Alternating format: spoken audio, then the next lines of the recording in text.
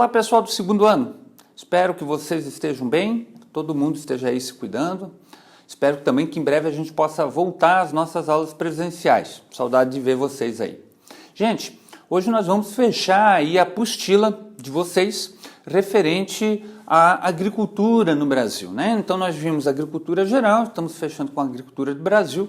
Essa última aula, a aula 14 aí que nós temos hoje, que você está assistindo, né? O capítulo 18 lá da apostila de vocês. Referente à reforma agrária. Então hoje nós vamos trabalhar sobre essa questão aí delicada que geralmente gera muitas paixões, tá bom?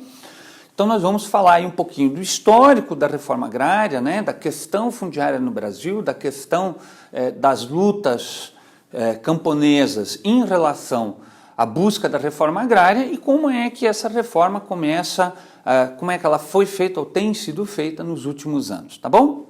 Bem, gente, quando nós falamos aí de reforma agrária, como eu falei, geralmente nós temos aí algumas paixões, né? O pessoal costuma a ter uma discussão bastante acalorada, tá? A reforma agrária, a luta pela terra, a luta por uma melhor distribuição das terras no Brasil, ela não começa recentemente, na década de 80, com o movimento do Sem Terra. Na verdade, ela vem lá de trás. Mas a gente vai analisar aqui, em particular, no período da República. Então, você tem a proclamação da República, você teve a abolição da escravidão, né? Dentro dos abolicionistas, uma das ideias era justamente fazer uma reforma agrária produtiva no Brasil, no qual os escravos recebessem um lote, né, após a sua alforria, mas isso tudo foi engavetado por conta das oligarquias rurais que nunca sonharam em querer fazer algo desse tipo, tá? Então, logo na sequência da República, os movimentos campesinos começam aí a se organizar e fazer algumas lutas nesse sentido. O primeiro deles, gente, é bem conhecido de vocês. Aliás, vocês estudam os dois, né? O primeiro foi a Guerra de Canudos e depois a Guerra do Contestado aqui, Paraná e Santa Catarina. Então, o que foram essas duas guerras?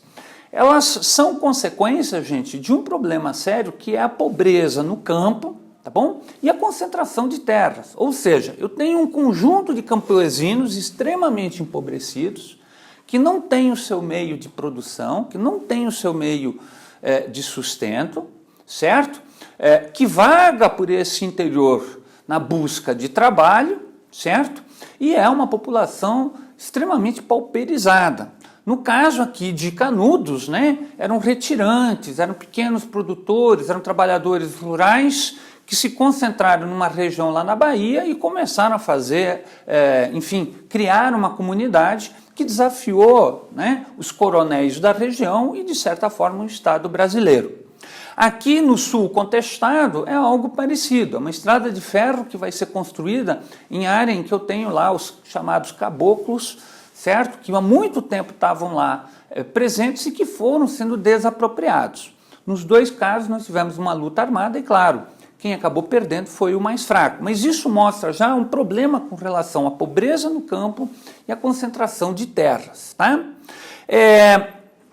No bojo desses dois conflitos, nós tivemos aí a formação do que nós chamamos de banditismo e o cangaço. Então, esse pessoal que foi dispersado nessas lutas acabou muitas vezes se transformando, né, em bandidos, ou seja, entravam lá nas vilas, entravam nas propriedades, pilhavam, roubavam, uma hora para o seu sustento, outra hora a mando das brigas políticas regionais, certo? Então eram contratados, eram jagunços contratados, né, na briga de um coronel contra o outro. Lampião é o grande exemplo nesse sentido, inclusive capitão, né, Lampião, porque ele foi convocado para lutar contra a coluna Prestes, contra os comunistas, lá na década de 30, né, aliás, 20 e 30, certo? Quando você tem lá a coluna Prestes. E ele recebeu a patente do Getúlio Vargas de capitão. Né? Então, para você ver como essa questão é bastante complicada e complexa, tá? No período pós-ditadura Vargas, no período democrático, essa luta essa reivindicação ela permanece, só que agora de forma mais organizada, né? Se nos 3 primeiros casos eu tenho ali uma mistura, né, de pobreza com misticismo, com crenças, né, religiosas, na segunda questão, a questão do banditismo, aqui eu tenho uma questão de luta organizada. Então você vai ter os camponeses sendo organizados nas chamadas ligas camponesas, lideradas no Nordeste principalmente pela figura de Francisco Julião, que reivindica uma reforma agrária, mas também ao mesmo tempo vão criar cooperativas no sentido de que os pequenos agricultores possam melhorar suas técnicas, possam discutir seus problemas, possam achar formas de financiar a sua atividade. Tá? Então deixa eu mostrar aqui um pouquinho imagens referentes a isso que eu falei aí para vocês, né? Então aqui, né, Canudos, então dá para ver bem aí o grupo, gente muito humilde, você vê que é principalmente mestiços, né? Os caboclos, certo? Que o pessoal costuma chamar. Então esse é o pessoal sobrevivente ali de Canudos, então uma pessoa gente extremamente miserável, né? Aqui nós temos o contestado, mesma coisa, ó, essas são as famílias, certo? Das pessoas que moravam nas áreas que foram justamente da onde eles foram retirados, tá? Para a construção da ferrovia Paraná-Rio Grande do Sul, né? E por último aqui, ó, as ligas camponesas. Então você percebe um nível de organização muito maior nessas ligas. Eu tenho aqui um espaço comunitário, as pessoas estão ali estudando, as pessoas estão discutindo, buscando ações para solucionar seus problemas como pequeno produtor e, claro, também reivindicar aí a questão de acesso à terra. Bem, essa questão da reforma agrária, ela é uma bandeira que vai ser pega pelo governo João Goulart, né, que é o último governo democrático daquele período que vai de 46 a 64, mas ele é derrubado antes. A lei da reforma agrária, ela é enviada para o Congresso, tá bom? Chamado de Estatuto da Terra. Ironicamente, né, o primeiro governo do regime militar, certo? Castelo Branco vai assinar, vai promulgar essa lei, mas não vai colocar ela em prática, tá? Bem, o que essa lei trata? Do que ela tratava? De 3 coisas importantes. Primeiro, ela tratava de equiparar os direitos trabalhistas. Então, as pessoas do campo teriam os mesmos direitos das pessoas na cidade, o que não existia na época. Significava salário mínimo, férias, registro em carteira, aposentadorias, certo? Com isso, a ideia do João Goulart era justamente segurar um pouco mais as pessoas do campo para que as cidades se estruturassem com aquele movimento que a gente estava tendo de êxodo rural. Os militares atropelaram isso, assinaram, mas nunca colocaram em prática isso aqui. Por quê? Porque precisava-se de um exército de mão de obra de reserva. E esse exército era justamente o pessoal saindo do campo, que manteria os salários na cidade baixos. Tá? O segundo ponto que ele trata é com relação justamente às regras de reforma agrária. Então, como é que essa reforma agrária deveria ser feita? Como é que ela seria? Tá bom? Isso aqui só vai ser aplicado a partir de 85. Durante o regime militar, nada de reforma agrária. Por quê? Porque a gente tem que entender que o golpe não foi dado só pelos militares. Para um golpe ser executado, ele precisa de apoio de vários setores. E um dos setores era justamente os latifundiários. Então, para não comprar briga com os latifundiários, o regime tratou de não realizar isso. Por último, a criação de um instituto, de uma autarquia, que é o INCRA, Instituto Nacional, tá bom? De Colonização e Reforma Agrária. Ou seja, seria o instrumento para a reforma agrária, mas que durante o regime militar foi utilizado de outra forma, principalmente para a colonização. Então os militares sabiam que havia uma tensão no campo, os militares sabiam que era preciso resolver essa questão, né, com milhares de trabalhadores rurais, pequenos proprietários ali falidos, sem seus meios de produção. Então, o que ele faz com esse pessoal? Coloniza o centro-oeste e o norte do Brasil, para diminuir as tensões no campo. Tá? Bem, quando é que a reforma agrária efetivamente saiu aí do papel, gente? Né? Antes, só quero discutir por que da reforma agrária, né? Então, por que se fala tanto em reforma agrária? Por que se fala aí da importância da reforma agrária? Gente, a reforma agrária ela é importante porque ela vai combater um problema sério no campo. Aliás, vários problemas. Eu vou colocar aqui 3, mas são vários problemas. O primeiro deles é a pobreza, ou seja, eu dou para o camponês seu meio de produção para que ele não dependa de um grande proprietário para plantar ou para trabalhar. Então ele passa a ter seu meio de produção, ele passa a ser um pequeno empresário. A ideia é que esse sujeito, né, venha a se tornar uma classe média no campo. É um sujeito que vai usar a mão de obra familiar, então os seus familiares estarão ocupados e muitas vezes mão de obra assalariada. Quando eu falei de agricultura familiar, eu mostrei um gráfico mostrando isso para vocês, né? Que a agricultura familiar, ela emprega muita gente, certo? Então tem atividades que às vezes o pequeno proprietário não consegue fazer sozinho, então ele contrata alguém. Então gera trabalho, gera riqueza, gera atividade no campo, né? Também ela é importante porque ela vai segurar também parte dessa população do campo, né? Essa população rural no campo, não indo para a cidade, aumentando os problemas que a gente sabe que tem nas grandes metrópoles.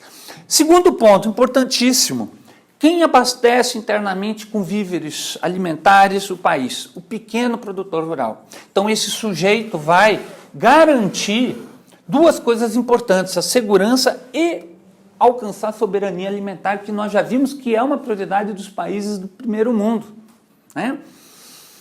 Por último, gente, né, ele vai diversificar as minhas cadeias produtivas, vai ampliar, porque se este pessoal for organizado em cooperativas, for assentado lá em casas, onde tem que se puxar luz elétrica, água, eu tenho todo um movimento, né, de empresas em torno desses assentamentos e vou ter também uma diversificação muito grande em termos de trabalho e de renda. Esse sujeito ele vai precisar negociar os seus produtos, ele em parte pode industrializar lá mesmo ou então para uma outra empresa na cidade, ou seja, vai garantir postos de trabalho principalmente em quem mais emprega, na pequena e média empresa, na pequena e média propriedade, tá?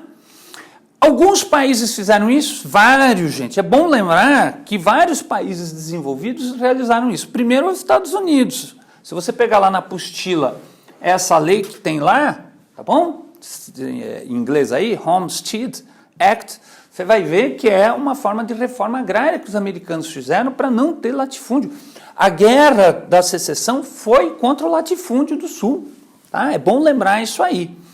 O México realizou também, através da Revolução Mexicana, certo?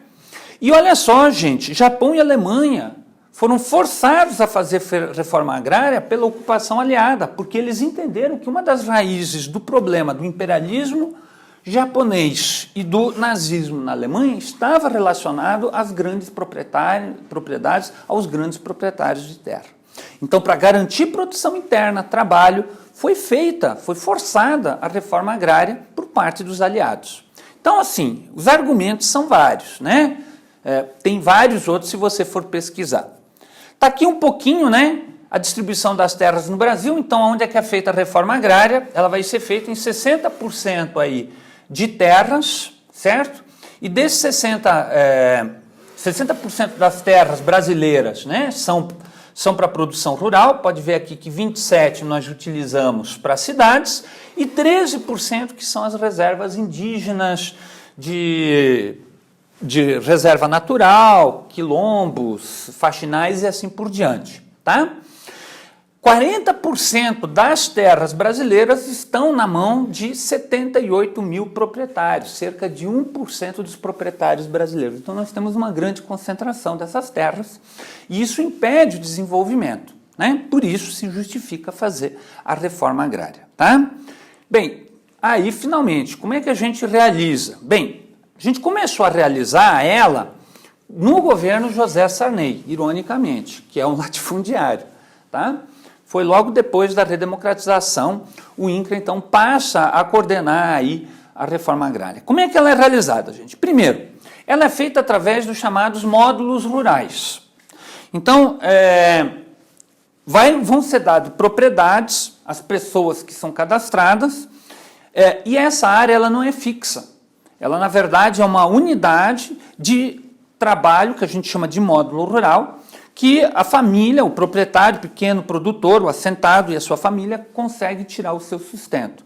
Esse módulo rural vai variar de tamanho conforme a região, certo? Por quê? Porque as condições são diferentes, de solo, econômicas, de infraestrutura. Então, aqui no sul, o módulo rural ele é menor, ele é de 25, 50 hectares.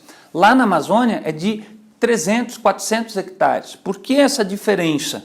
Porque aqui existe uma infraestrutura.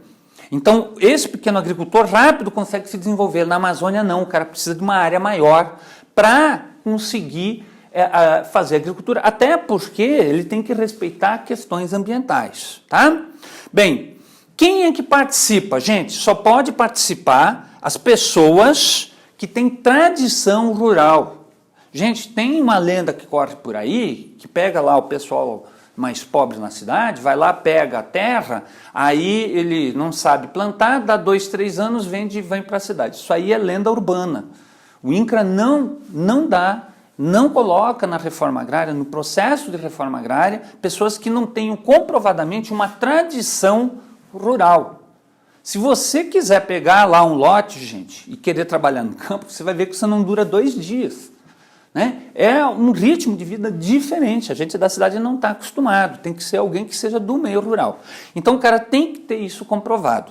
E aí, gente, são feitas os assentamentos e as desapropriações. O que é desapropriado? Principalmente latifúndios improdutivos, tá? E aí eu faço os assentamentos com este pessoal que tem uma série de compromissos. Não pode vender o lote, certo? Não pode passar isso adiante se não for para os filhos. Se eu não me engano, existe ali uma compensação financeira também que ele precisa pagar. Enfim, é todo um conjunto de normas que não é tão simples como a gente imagina, tá? Então, a reforma agrária no Brasil, ela funciona desta maneira. Desde quando que ela está sendo feita? Desde 85, tá bom? Nós temos alguns períodos em que a reforma agrária foi mais para frente e outros mais para trás, tá? Então, aqui, ó, alguns exemplos, né? Isso aqui é um assentamento, então se dá uma estrutura de casas, os lotes, tá bom? Esse agricultor é um agricultor familiar, né?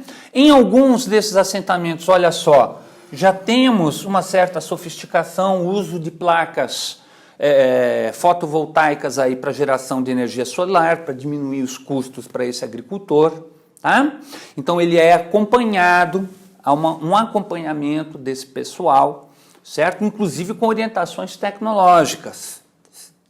E um ponto importante também, aqui você vê uma feira feita por assentados na cidade, aonde esse é o pessoal de agricultura orgânica, aonde essa turma aí vem comercializar direto com você, consumidor. Então ele traz um produto de boa qualidade, né, sem veneno, e negocia num preço que realmente é justo, que vai direto para esse produtor rural, né? Então a reforma agrária, ela é um conjunto, na verdade, de ações. Ela não é uma coisa tão simples de distribuição, tá, de terra. Então você vê que entra aí muita infraestrutura, orientação e assim por diante, tá?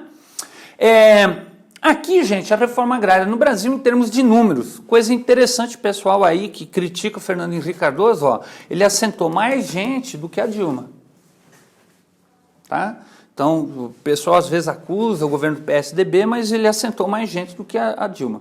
Claro que o Lula, por ser um partido de esquerda, por ter a sua tradicional ligação com o MST, foi o que mais assentou, mas você vê que no segundo mandato dele nós temos aí uma queda dessa curva. Eles justificam que a partir da Dilma houve uma preocupação mais com a infraestrutura, com a questão técnica, do que fazer novos assentamentos, tá? Mas são dados aí importantes. Atualmente isso tudo está congelado desde o Temer, né? Então, por questões orçamentárias, todos esses programas, de certa forma, foi dada uma freada neles, tá bom? Gente, deixa eu ver se nós temos aqui mais uma imagem. Ah, sim, estava quase esquecendo. Produção agrícola. Gente, no final lá da apostila de vocês, na página 61 e 62, nós temos aí os principais produtos agrícolas brasileiros. Eu trouxe aqui um gráfico, tá bom? Que depois vai estar em PDF, de 2018 com relação à nossa produção.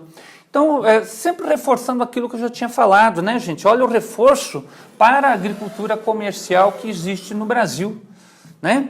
E aqui, ó, os produtos, né, da linha alimentar, como eles são, a participação reduz, tá bom? Então, esse desequilíbrio que nós temos no Brasil com relação ao que a gente produz.